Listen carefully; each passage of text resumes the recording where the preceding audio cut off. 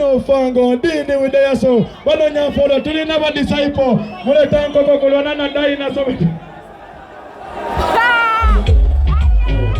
whoa bameni chini chitia. We are happy to see you guys. Kawaka mbiogere muchi chakayo basanga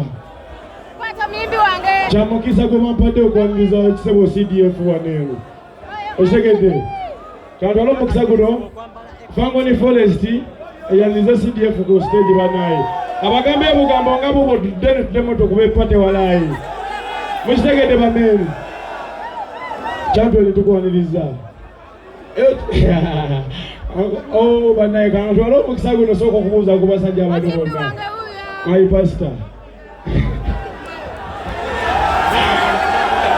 alali uje kufiga kwenye mlako tokogera netogera beyongi akoto yotandele erigaga bero banange chakabe tugenda kusaba mukuru ajeka stage abagambe bugambo ngabobo nije tukube pate walai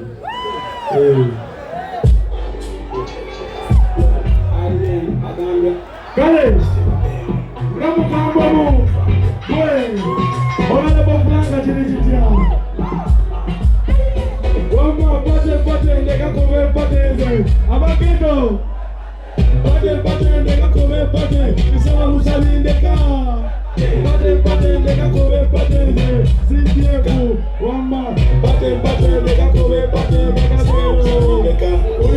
Magonja, televisiona vileseka, jabata kubanyo kubijukiza, kwe soko nekechenengela, elena vizinya mazina gabolichika, nyagara osoko kwa ulemu. Babula mukatolo chini waneno kwe ezo kuna nazo zibadetizi ngama nyiba ibutewe ngambe aya kulia wakane bamenya kabo kisinda yabadagambe wale obona kuwaza ngora mori chikono okusabiriza purani chini kwa mawa ejana bude bakubimisa bafala era bivira ku maguru wanga pate ndekakome pate tera mani pate ndekakome pate sawu zali ala mijae pate ndekakome pate wow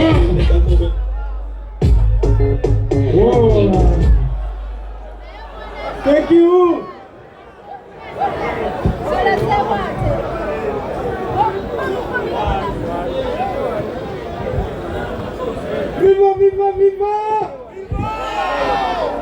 Viva Presidente Museveni! Viva Gen.Muhoozi! Viva Informal Sector! Madame Suzanne Nyobaseko, Nebanyako, Mwana abari wano, Nabatrama kumitimba gano, Ezempisa gana, Ezenjawuro. Good evening, everybody. Honorable MPs, all political leaders around, protocol observed. I bring you warm greetings from the CDF of the Major UPDF and Chairman of the PLOU. You would have loved to be here with us, but national duty is called in. I thank you, sir, for me to represent you on the stage.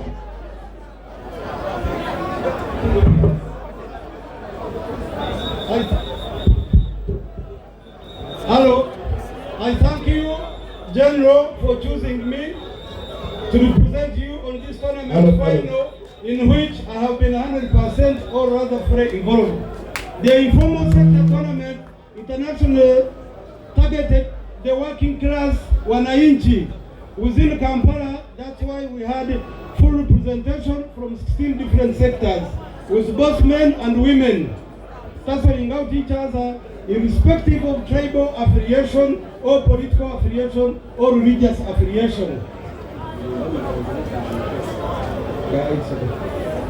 The informal sector tournament,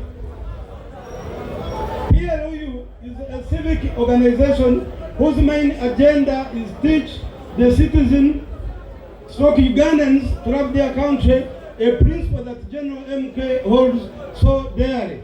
Therefore, I call upon all Ugandans to look at PLU as a uniting factor that continues to bring hope for the youth of our motherland, Uganda. Please continue to support our activities, like you have always seen that they don't segregate anyone in any form, but rather are aimed at championing the unity, development of the youth agenda.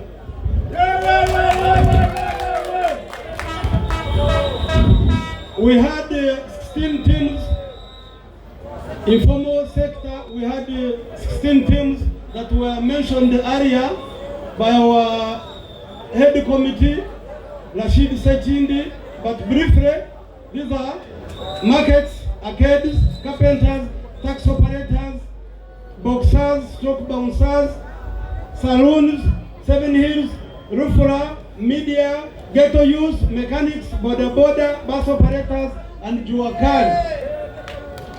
Those are the teams that we've been having in this tournament, informal sector. I want to thank and congratulate them and their respective leaders for participating and warmly welcoming their idea. All participants exercised discipline and we didn't register any bad incident. Sports plays a tremendous role in promoting social cohesion in the society, boosting health habits, and most importantly, a form of livelihood and wealth creation. Sportsmen and women today earn big from their craft and talent. I encourage each one out there to take part in this sport as you can. I would like to extend my sincere thanks to the organizing committee headed by Mr. Sechin Rashid for the tremendous job since the commencement of the tournament in March. The sacrifices surely tell that you love your country and the PLU agenda. Kindly give a big hand of applause to the business community in the general that put in time and supported their respective teams. They cheerfully welcomed the tournament, and each of these different sectors contributed immensely to the success of the event. In a very special way, permit me to extend my appreciation to all visible and invisible supporters like the Elector KCCA, Madame Dorothy Saka, and Brigadier General Charles Damurira. Entrepreneur Haji Hamis Kigund aka Ham, to mention but a few, for all the support they rendered throughout this tournament. Ugandans and PLU fraternity are proud of you.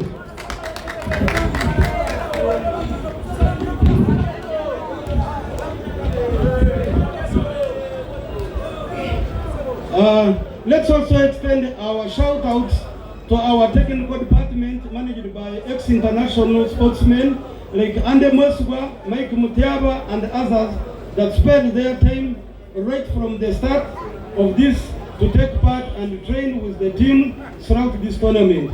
To all the music artists, media houses, bloggers, the bouncers, and the Ugandan police, we say Asante Sana.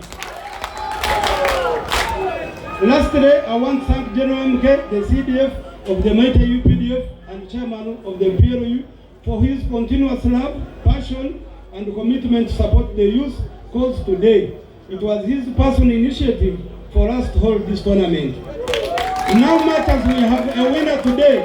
Gen.Muhoozi's vision was bigger than today. That's why with the help of trainers and ex-international sportsmen, we have been able to identify very talented men and women that will construct our PLO team that we will launch today. We are going to launch our PLO team today that will continue. I don't know whether the team is ready. They can step forward. I introduce this team and I launch it. The team, PLO team that was selected. PLO team. And the Mwesugwa and the Mike Mutiaba.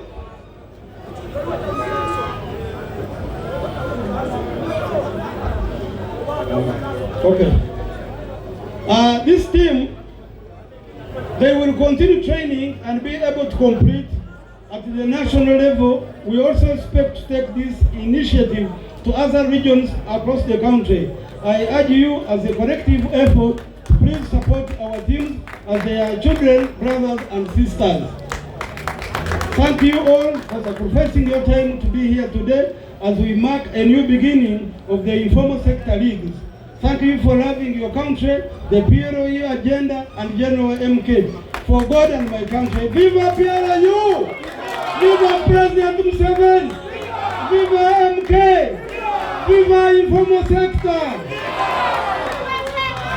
Ndagala kubebaza atake ensuso abawagizi baffe abawagidde guno mupiira. Ndagala kwebaza tiimu zonna eza participating tiimu 16 bulijjo omupiira gubeera wawangula. Njagala bakakasa nti ate tufune ekikopo leero temufaayo. This is the beginning. Next time ojja kuba chance yo, naye ebigendererwa byaffe okulaba nga tufuna abo abaana abalina talents, okulaba nga tusobola okubajjayo ate ne tubambusa ne basobola okuba nga basobola okukuba omupiira gw'ensimbi wano mu Uganda n'ebweru. Tulina ebyokulabirako be tubadde tutambula nabo bano ba Alienskin Mike Mutyaba baliwo ku lw'omupiira. Guno omupiira gwe gubafudde kikye bali leero. So njagala abavubuka abawala n'abalenzi abakyalinamu ku maanyi omupiira guno tuguteekemu amaanyi. Ffe tujja kubeerawo okubasapootinga, tetujja kuzikiza, tujja kutambula nammwe mpaka kuwulira bubi. So njagala kwebaza abawagizi baffe bonna bawagidde omupiira, abatukwatiddeko mu byensimbi, abatuwagidde. Waliwo omusajja waffe abadde atuwagira nnyo ng'atuwa amazzi, dokita oba waali simanyi.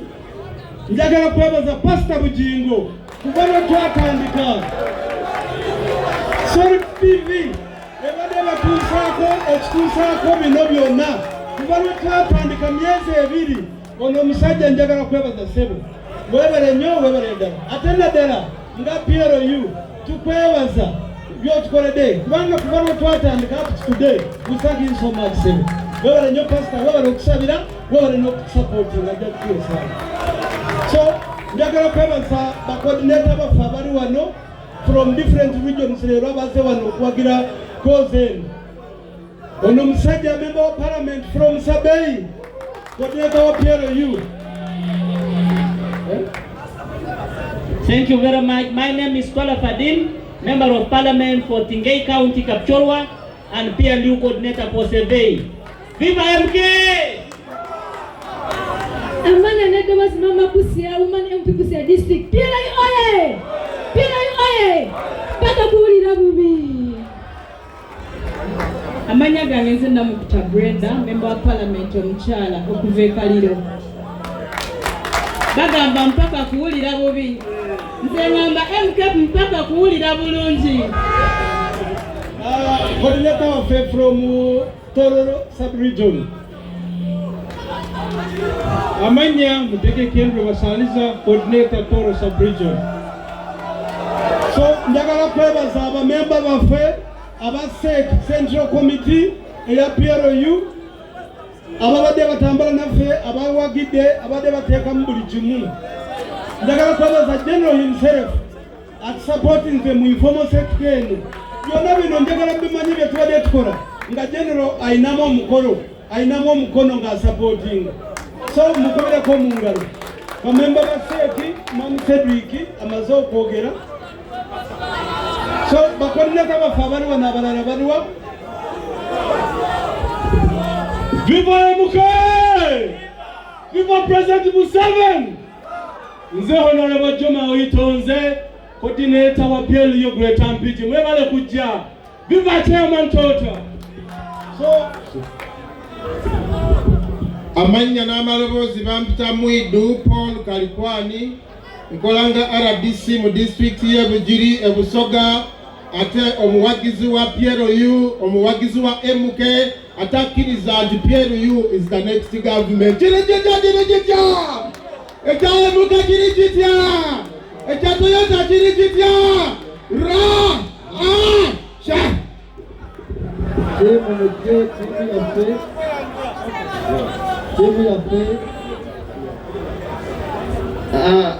Ronald Yakashaka, UAE coordinator. UAE tegeza Dubai Abu Dhabi ono mchara coordinator for wachara amanya nze Judith Mukidi ndiko ndi women representative watowa sub region owabachala MK oye kabaka wangale. So njagala kwebaza abantu baffe abakoze omukolo guno ababadde bategeka amanise kindi jangu ono mwami mukubireko mubugalo kubanga yabadde akolera akakiiko akategese byonna bino ebitatambudde bulungi next time tujja kulongoosa. Njagala basuubiza bannakampala tugenda kutambula guno kubadde mupiira n'ebirala mujja kundabanga tujja abavubuka mpaka buli omu mujja kutuuka mu nju ye buli omu wasira. Njagala kubanjulira abavubuka mulabe tiimu eno endagenda kusamba omupiira mpaka mujjajjira bane ku TV.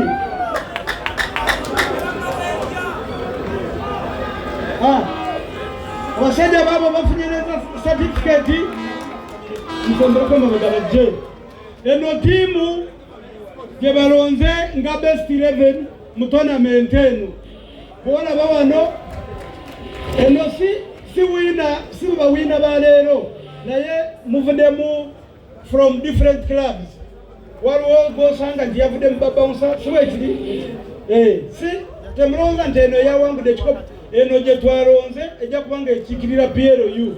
Njagala mugiwagire bwe tunaba tulina omupiira bavubuka tusambule wamu tugende tugiwagire. Webale nnyo mwebale. Ono yawangudde bwa best coach wa tournament era ng'ate akiikirira Rufura ye coach wa Rufura. Webale nnyo webale. Kati tugende tugabe ebirabo.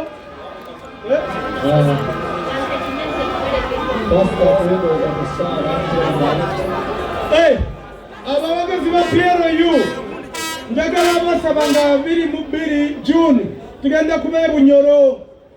Ebunyoro batiso bakyalira tugenda kuba e Bunyoro. Ko bamanyi nti oli muwagizi wa PLU nga 22 June e Bunyoro tugenda kuba nga tubategeeza district.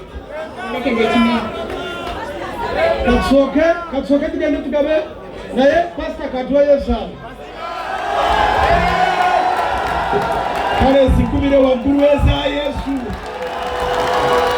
Zikubire waggulu nnyo. Mugamba Yesu webale. Imushe emikono mbasabire. Nsabira tiimu zino ezigambibwa nzigenda kutambula eggwanga lyonna. Katonda aziteekeko obukuumi. Eggwanga lyonna abavubuka balabe omukisa mu mizannyo. Bayibuli egamba nti ekirabo ky'omuntu kimuseguliza era kimutuusa mu maaso g'abakulu, mu maaso g'abakabaka. Nsabira buli talenti oba yakudduka oba ya bikonde oba ya mupiira oba ya kuyimba Katonda abayimuse mu linnya lya Yesu. Nsabira omukulembeze w'eggwanga eyaleeta eddembe lino eyalirwanirira His Excellency Yoweri Kaguta Museveni ne famire Mukama abakuume. Nsabira CDF Gen.Muhoozi ne Lugaba ebirooto bye byonna ku lwa Uganda Mukama abituukirize mu linnya lya Mukama Yesu. Mbasabira okulaba omukono gwa Katonda. Tugenda mu mwezi gwa budgeti buli omu Katonda amugabirire omwaka guno gugenda okuggwako nga yali apangisa naye waakiri afunye poloti obanga azimbye ennyumba eyali ku bigere nga naye yeevuga. Tuyingire Desemba nga nawe olina ky'oli kitwale. Mukama abawe omukisa. Tukyagenda mu maaso. Banange tugende wali ku bikopo naye njagala kwebaza waliwo tiimu zaffe. Waliwo abasajja baffe aba Subaru aba Makexi betwabadde tutambula nabo mbebaza mwebale era temujjangako awo tubeere nga